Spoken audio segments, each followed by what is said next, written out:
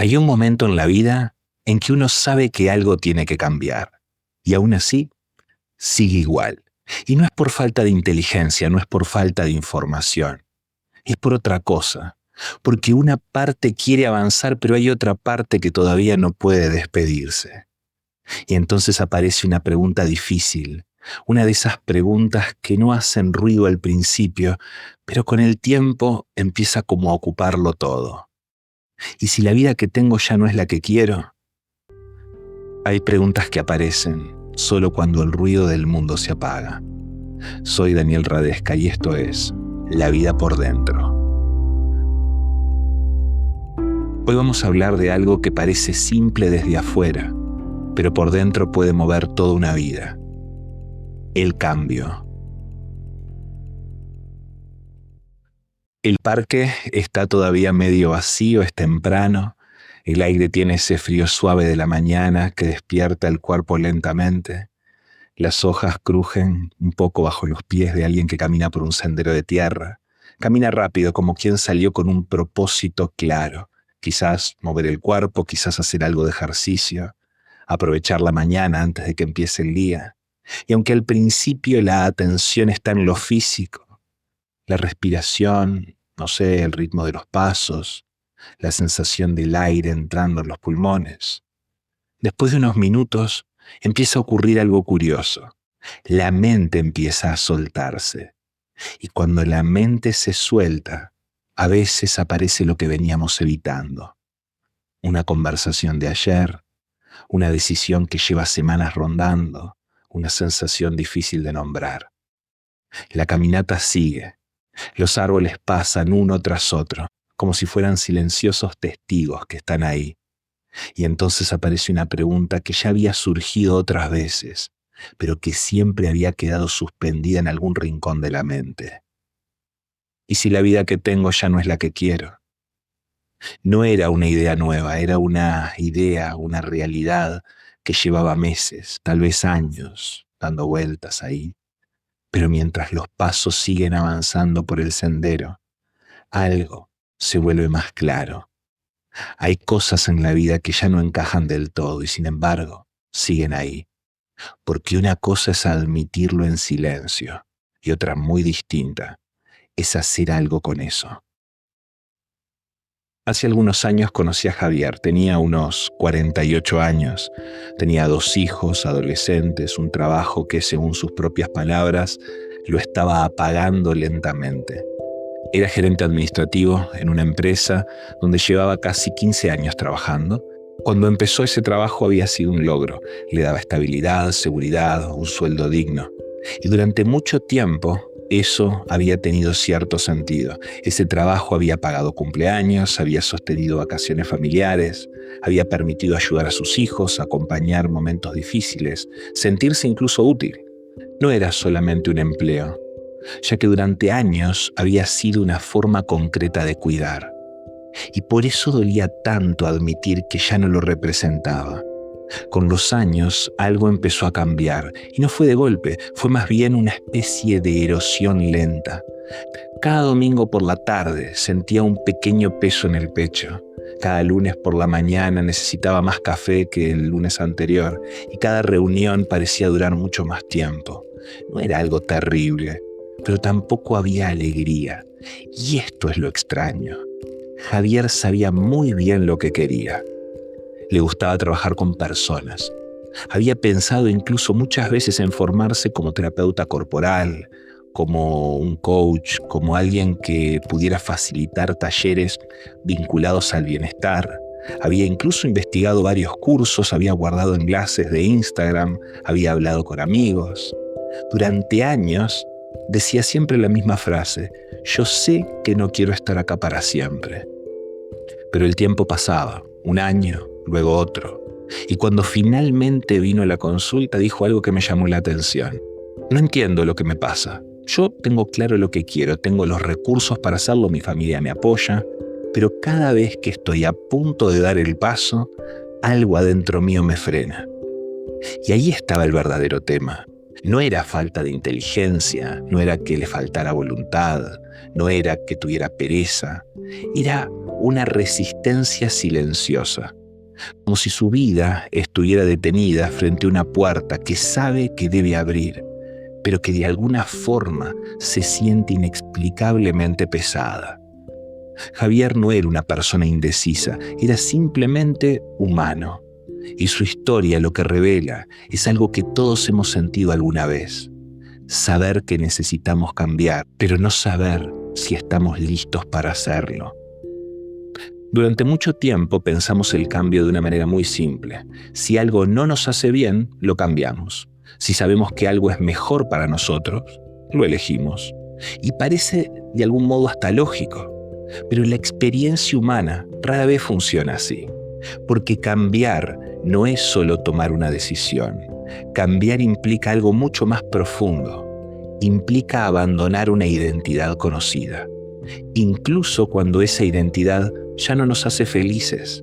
Por ejemplo, el trabajo que ya no nos representa, la relación que se volvió distante, el rol que hemos ocupado durante años, la versión de nosotros que los demás todavía reconocen.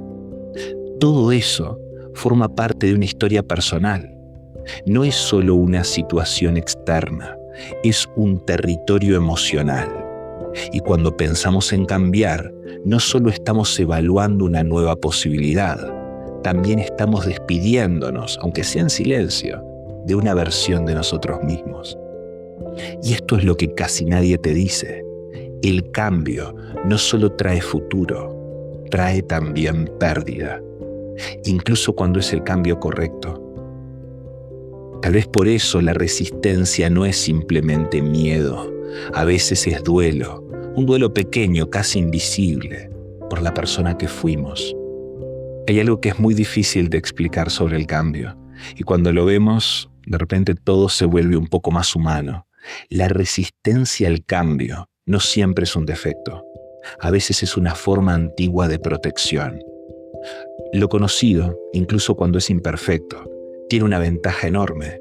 Es predecible. Sabemos cómo movernos en ese entorno, sabemos qué esperar, sabemos quiénes somos en ese lugar. Sin embargo, el cambio introduce incertidumbre. Y para nuestro sistema nervioso, la incertidumbre siempre se parece un poco al peligro. Por eso ocurre algo curioso. Una parte de nuestra mente puede decir esto sería mejor para mí, pero hay otra parte más antigua, mucho más emocional, que de repente responde, bueno, sí, quizás, pero acá, hasta donde llegamos, ya sabemos sobrevivir. Y esa frase explica muchísimas vidas de muchas personas. Acá ya sabemos sobrevivir. Y no significa que ahí estemos bien, no significa que ahí seamos felices, significa simplemente que ahí aprendimos a funcionar. Y quizás esa parte no intenta arruinarnos la vida, quizás solo está cansada, quizás aprendió a protegernos de la única forma que pudo, una donde dijo, mejor quédate acá, mejor no arriesgues, mejor no pierdas lo que costó tanto construir. Y cuando uno la mira así, algo cambia, porque ya no se trata de pelear contra uno mismo, se trata de agradecerle a esa parte y explicarle, quizás con paciencia, que tal vez ahora podemos movernos. No es una batalla entre valentía y cobardía, es una negociación entre crecimiento y seguridad. Hay un psicoanalista británico llamado Donald Winnicott que hablaba de algo muy importante para entender esto y decía que para que una persona pueda transformarse de verdad necesita atravesar un espacio transicional, un territorio que él lo llama como un territorio intermedio. No se trata de aquello que era viejo ni todavía aquello que está por venir o lo nuevo. Es ese lugar que suele incomodar, porque ahí es donde las certezas se aflojan. Lo que antes nos ordenaba ahora ya no alcanza, pero lo nuevo todavía no termina de aparecer. Entonces Winnicott no veía ese momento como un error, como un problema, lo veía como una condición necesaria para el crecimiento. Durante un tiempo, ese periodo de transición, hay confusión. Es una sensación de estar entre dos orillas, pero es justamente ahí, en ese territorio ambiguo, donde ocurre algo muy importante. La identidad empieza a reorganizarse. Y quizá por eso muchos cambios importantes no ocurren de golpe. Y no porque no sepamos lo que queremos, sino porque nuestra identidad también necesita ponerse al día con nuestra decisión. A veces el cambio se parece a mudarse de una casa. Durante años vivimos en una casa determinada, conocemos cada rincón de esa casa, sabemos qué escalón cruje, dónde entra la luz por la mañana, en qué momento del año, qué ventana se traba, por ejemplo, cuando llueve un poco. Y con el tiempo, tal vez esa casa se vuelve pequeña, digamos, o incómoda, o de repente simplemente deja de representar quiénes somos ahora. Entonces empieza a aparecer en nuestra mente la idea de mudarnos. La decisión al principio parece evidente, pero cuando llega el momento realmente de irnos, algo ocurre. Porque mudarse no es solo llegar a un lugar nuevo, es recorrer cada habitación de la casa vieja, es abrir cajones, es encontrar objetos olvidados, es recordar momentos que ocurrieron ahí, es reír, es a veces llorar, es agradecer lo vivido. Y solo entonces, recién entonces, empezamos a cerrar puertas. El cambio funciona de una manera muy parecida. No es solo avanzar hacia algo nuevo, es despedirse de lo que nos sostuvo hasta ahora, incluso si ese lugar ya no era el correcto. Tal vez por eso los cambios verdaderos rara vez ocurren en un solo gesto heroico. Más bien ocurren como una mudanza interior, caja por caja, recuerdo por recuerdo, versión por versión de nosotros mismos.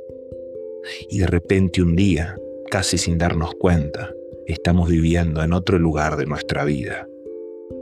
Ahora por un segundo volvamos al parque, aquel en el cual comenzamos, aquel parque de la mañana, donde los pasos siguen avanzando sobre el sendero, donde las hojas crujen, donde el aire frío entra despacio en los pulmones, donde la pregunta todavía está ahí. ¿Y si la vida que tengo ya no es la que quiero? Quizás mañana no ocurra nada espectacular. Tal vez la vida continúe igual por un tiempo. Pero algo ya empezó a moverse, porque los cambios importantes rara vez comienzan con un salto. A veces empiezan con una comprensión tranquila. La resistencia que sentimos no siempre es un obstáculo. A veces es simplemente una parte de nuestra historia que está pidiendo tiempo para despedirse. Y tal vez ahí esté lo más difícil. No se trata de avanzar. Quizás se trata de mirar hacia atrás con ternura, de agradecerle a esa versión nuestra que sostuvo lo que pudo sostener, la que aguantó, la que cumplió, la que se levantó muchas mañanas sin ganas, la que siguió respondiendo, aunque por dentro ya no tuviera tanta fuerza, la que eligió seguridad, porque en ese momento seguridad también era amor. Y quizás cambiar no sea traicionar a esa persona que fuimos, quizás sea honrarla, porque esa versión nos trajo hasta acá, nos cuidó, nos sostuvo, nos permitió sobrevivir, pero tal vez ya no puede llevarnos más lejos.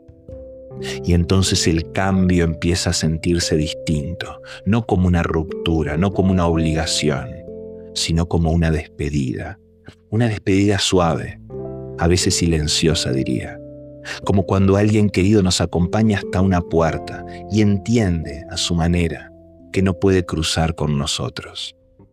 El cambio duele porque algo de nosotros se queda atrás, pero también emociona porque algo de nosotros empieza a llegar. Y entonces es ahí donde la pregunta cambia. No es ¿por qué me cuesta cambiar? Es otra, mucho más suave, más humana, más verdadera. ¿Qué parte de mí necesita ser abrazada antes de dejarme avanzar? Soy el Dr. Daniel Radesca y esto es La Vida por Dentro.